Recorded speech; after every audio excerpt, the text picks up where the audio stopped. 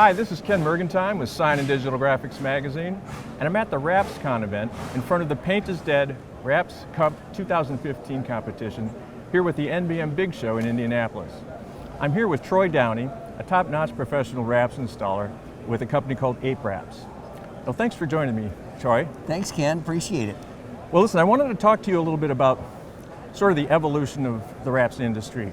You know, what was going on when you started, right, and how it's changed over the years. Sure, and it's pretty dramatic. You know, when we started, we come from the hot rod paint world. So obviously, if you said you had a sticker when we started, I'd tell you how far to get away from our cars. You know, now today we are one. Right. I mean, a wrap is no longer something that you eat, that's for sure. When we started, nobody knew what a wrap was. Right. And, we weren't necessarily interested when we got into the business from a commercial perspective, signage.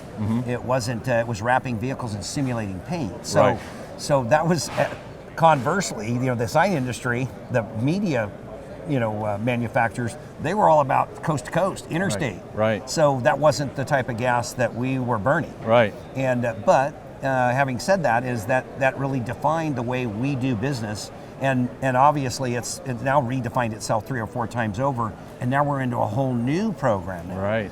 Now even soccer mom knows what a wrap is. Right. So, gosh, where were they when we started? Boy, didn't that cost us a lot of money. So, having said that, it's very interesting of where the industry was and where it is today, is that the materials and the tools have changed quite dramatically. Right. Materials are half the thickness of what they used to be. Literally, the terminology was manhandling the material. Right. So, when we're talking about 6.5 mils as opposed to 3.5 mils, it's significant. So now it's about finesse, right? Oh yeah, and we're using our hands a lot more. So now we've got the advent of specific squeegees that we use, and wrap gloves. We got gloves that, our hands are gloved. We're always working towards finish. We don't want to transfer oils from our skin to the back of the medias, that type of thing.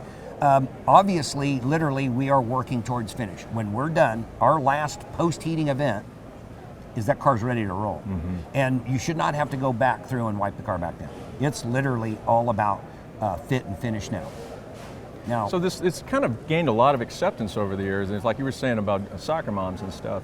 And commercially, it used to be about getting a company's name on the side of the vehicle for advertising purposes. And now this whole, color change idea has really seemed to take over. The color change. Now, color change has always been around. Europe's been on this way before we even could spell the term wrap. and so having the advent of that now, it has become these people with these supercars and that kind of thing, and it's not inexpensive to do this stuff, but boy, talk about personalization. Right. It's affordable. We've got a lot of new installers into the market. We've got installers, a lot of youngsters, which is changing the way the industry operates as well, and more power to the industry. We're all going to benefit by this. There is going to be, at some point, there will be a high level of saturation, obviously, with any business it's that way. But we see a lot of high quality now coming into the market, which is actually resetting the bar. Right, it's higher and higher, isn't it? Oh yeah, and maybe like we used to get the terminology is, hey man, go easy. I mean, you're setting a bar that is way too high, but we weren't really interested in the general application bar. We were interested in the simulating paint, outdoing the paint as the Joneses. Not the wrap guys. We weren't interested in that. We were interested in the paint guys. Obviously, the paint guys, media manufacturers, paint guys wouldn't even talk to them. Right. And today they're getting in the business. I mean, there's a couple paint companies that are getting in the business. Yeah. So go figure. But anyway, we could go on about that type of thing forever. But if we skip forward from where we were, and we come all the way back to your color change program and what's going on with, the guys like the mob, masters of brands. Right. You guys are commercial applicators right down to doing Bugattis, Ferraris, and McLarens. Right. Okay. And then you got Paint is Dead that's doing all of this wild color change stuff. Right. And they're all motivated, they're having fun, and they're all teamed up and all that type of thing. And it's great. What a great thing for the industry in general. Yeah, all that new blood, forget about it. Oh my gosh. And they're all having fun. They all got a smile on their face. Yeah. So us old guys get to watch. That's right. So how do you see this going, in the future? Where do you see this going?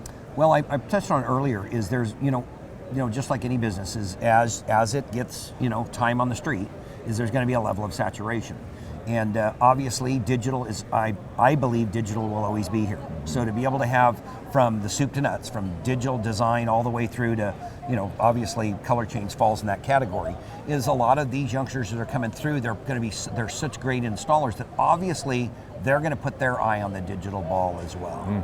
And more power to them for that, because, as that saturation happens is, the media manufacturers are going to be happy, right? But there's a lot of these guys saying, hey man, I got 3,000 square feet, I got a family to feed. So, right. So obviously don't forget the digital staring you right in the face.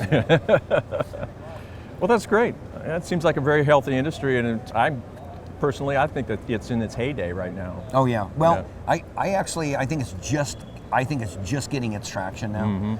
I mean, everyone's focus has changed on how they're putting feet on the streets, how they're actually applying their advertising techniques to the guys and gals that are coming in the industry. I mean, heck, us guys, we don't even have patience. Those gals are born with it. So hey, girls, come on in the industry. There's room for you.